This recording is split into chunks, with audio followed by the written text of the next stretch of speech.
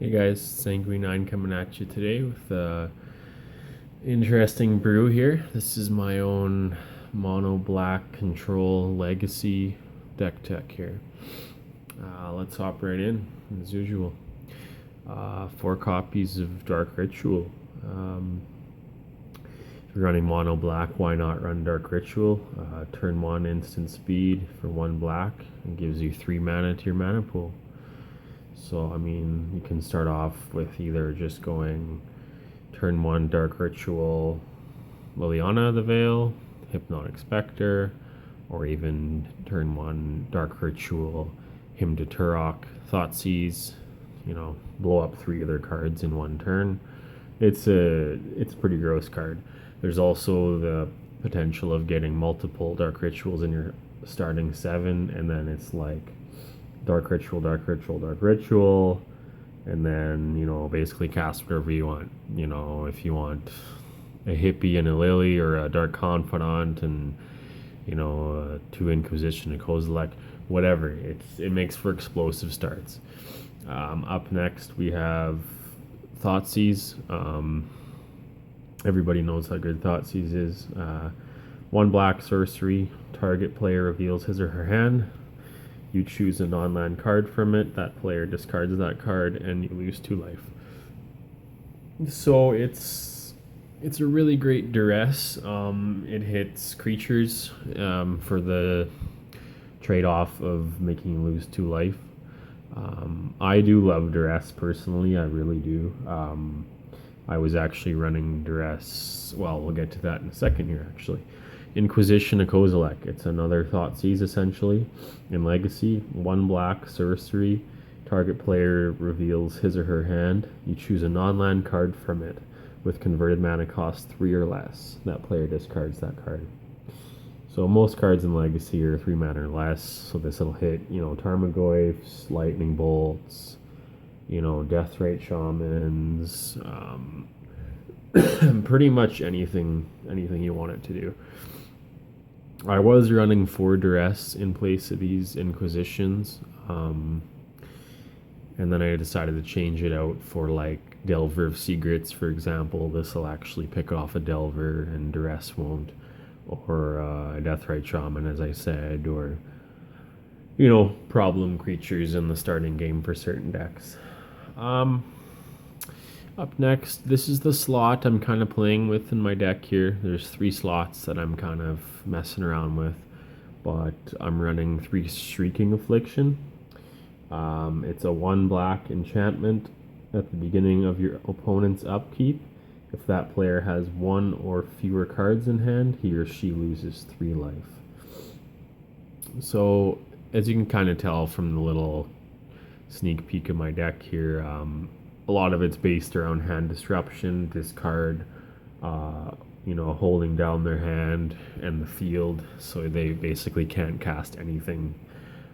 So this card is awesome because by the time you've done, hymning them, Thoughtseizing them, making them discard with Lily, Hypnotic Spectre, all that stuff, you have one or maybe 2 of those out, the Shrieking Affliction. Nobody who can really turn off enchantments, like maybe game 2 when they sideboard they can, but nobody usually runs enchantment removal in the main deck. So once that's out, it's hard to shut it off, and they have a hard time keeping any cards in hand whatsoever. So I think it's pretty good. I think 3 is a little too much. I think 2 would be the magic number, but again, that's the slots I'm playing around with. So up next for Hymn to Turok, this is one of the cards that makes it great in Legacy, makes this deck amazing in Legacy, because this is one of those modern cards that are banned because it's too powerful, let's call it. What it essentially does, it's double black sorcery. Target player discards 2 cards at random, and that is the key word, at random. That can blow up their starting hand and make them concede, 2 turns in, because obviously they kept their starting hand for a reason. They go, okay, I have a couple lands. I have my Delver, or I have, my combo pieces. And if this nails one or both of those right off the bat, they're in rough shape. So that's a great card. Moving on for Geth's Verdict. I was running Gatekeeper Malakir here, but Geth's Verdict is better. I know Gatekeeper can be a 2-for-1 because you get a sack and a 2/2 body on it. But honestly, the downsides with Gatekeeper is it costs 3 black in total to use the sack outlet. It's a double black 2/2 vampire that you can kick for an extra black to make target opponent or target player, I think it is, sacrifice a creature. So the thing is, that's obviously sorcery speed because it's on a creature, and it's 3 mana, which is a little expensive. So this thing is an instant. It's only double black, and there's been a lot of, I don't know if you guys have went up against lands, it's called, a deck that runs like Dark Depths and Thespian Stage and stuff like that. This is an amazing answer to that, and Gatekeeper wasn't, and that's one of the main reasons I switched this out, because they want to come at you on turn 2 or turn 3 with a 20/20 indestructible Merit Lage token or whatever. I can just be like, all right, sack a creature, and since they have no other creatures because they all have lands in their deck, it's makes them sack it. That's one of the only ways to get rid of that annoying thing. And more than just lands, to be honest, I mean, how many times have you needed to instant speed sack something, whether somebody's trying to maybe buff out one of their creatures with a sorcery and draw cards off of it or something?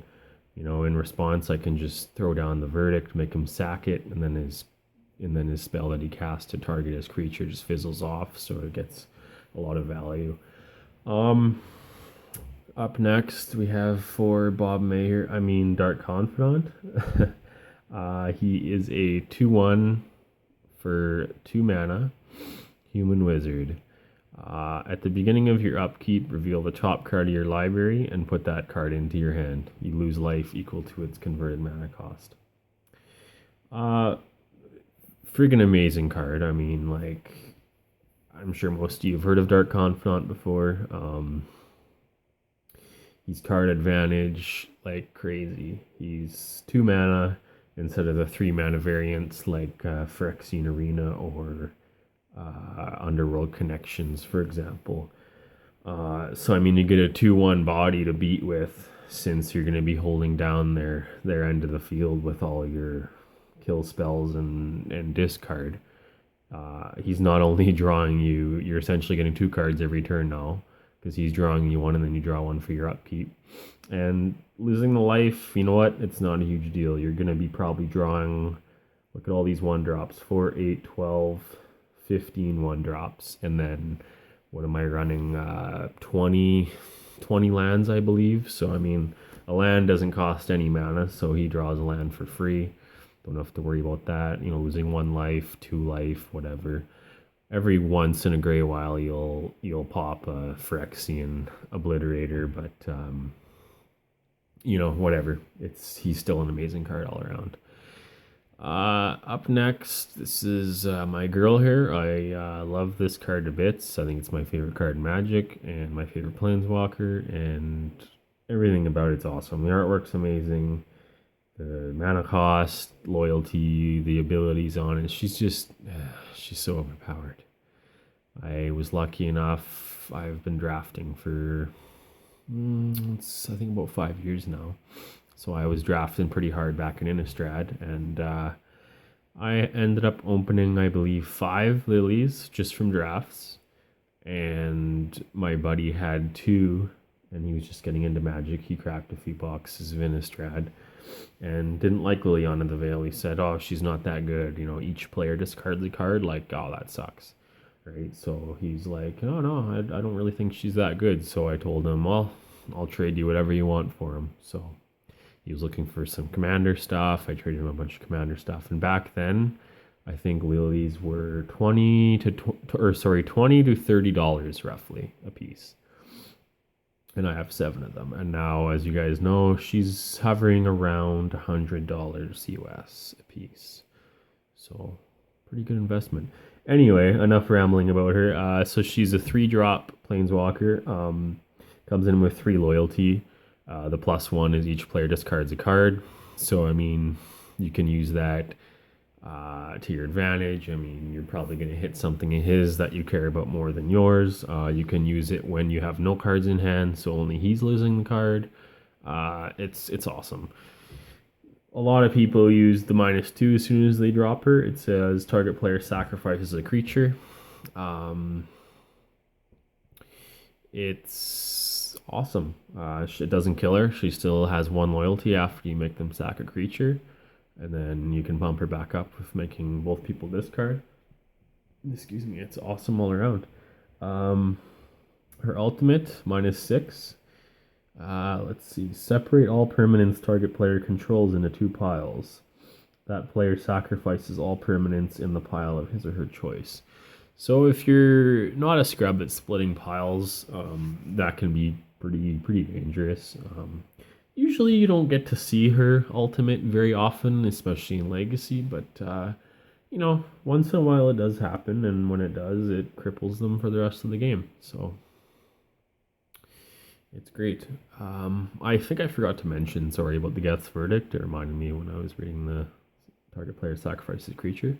Geth's Verdict has the same reading, except it says and loses 1 life. So it's another little added bonus. It's like what is it? Diabolic Edict, I believe it was called, which was 1 colorless and 1 black. Target player sacrifices a creature, but they didn't lose 1 life. So that's a nice little bonus on the verdict. Onward and upward here, my foil play set of hippies, Hypnotic Spectre. Oh my god, I adore this card so much. So much. Hypnotic Spectre. Its victims are known by their eyes, shattered vessels leaking broken dreams. This guy's been around literally since the starting of Magic. Alpha, Beta, Unlimited, like we're talking 1993. And he stood the test of time. This guy is still a badass. He is 3 mana. Spectre, he's a 2/2 flyer. When he deals damage to an opponent, that player discards a card at random. And there's that at random again. That is such a big deal.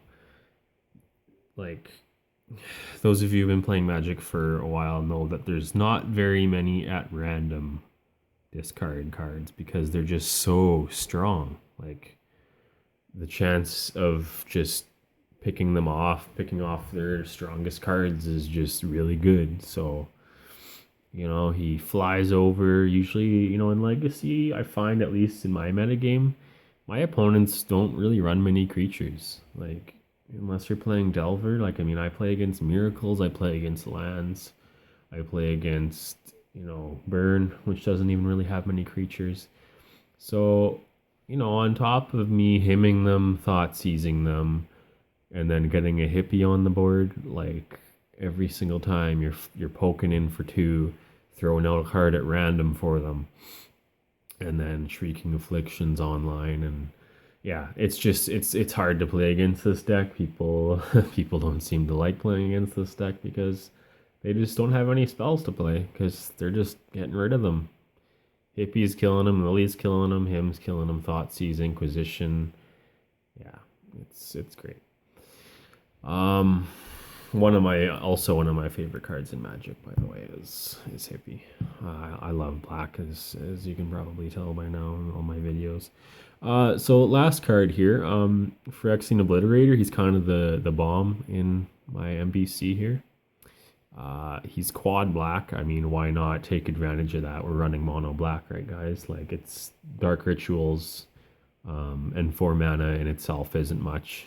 Like, it's about as high as you usually want to run in Legacy. Like, 4 is usually the cap. But especially because we're running Dark Rituals and because we're control, the game usually lasts, uh, at least 6 turns anyway. So I mean, it's fine. So yeah, he's a 5/5 creature horror with trample. The nutty thing about him, I mean, that's already gross, right? 4 mana for a 5/5 with an upside. And then let's just go even farther. Whenever a source deals damage to Phyrexian Obliterator, that source's controller sacrifices that many permanents. Like, what? How broken is that? If they want to like bolt him or do any of that, it's like, oh, sack 3 permanents. He's got trample, so you swing in and they have like a bear or something, 2/2. He they fight in combat. He deals 2 to him. I trample over for 3. And guess what? He has to sack 2 permanents for his bear hitting me. So he's gross. There's another variant that I was thinking about, Abyssal Persecutor. He's 2 colorless, 2 black. I think he's a 6/6 flying trample. And it says you can't win the game and your opponents can't lose the game. So I might be wrong on that wording, but it's a good card. You can't lose the game, your opponents can't win the game. Yeah, I believe that's what it is. Or you can't win. Sorry, I'm yeah, I had it right in the first place. It's good because it gives you time to like smash in. Like, I mean, he's a 6/6 flying trample. But the only problem is you need a way to kill him off. Your opponent's obviously not going to kill him off for you.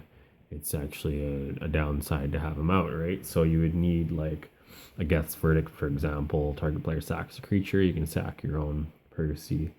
But it's just too clunky in my opinion. Obliterator's better. He just comes out and just invokes fear in people. So anyway, guys, I guess you know what? I didn't do this in my mono red burn deck, but we'll take a quick peek through my sideboard for you guys. Because usually I don't go through the sideboard because it's only really relevant to your metagame, right? You guys can be playing elves against elves or goblins or miracles or whatever, and maybe a different card shop or area isn't. So I'm running 2 Leyline of the Void. We're in black again, so why the heck not? You get the chance of it being in your opening hand and having it out for free. If a card would be put into an opponent's graveyard from anywhere, exile it instead. This is awesome for people trying to delve things. Great for Reanimator, like they try and throw out their Grizzlebrand and Linvala and stuff, and this just says nope, they go to exile right away, so this is good. Toxic Deluge, I believe I'm running one of these.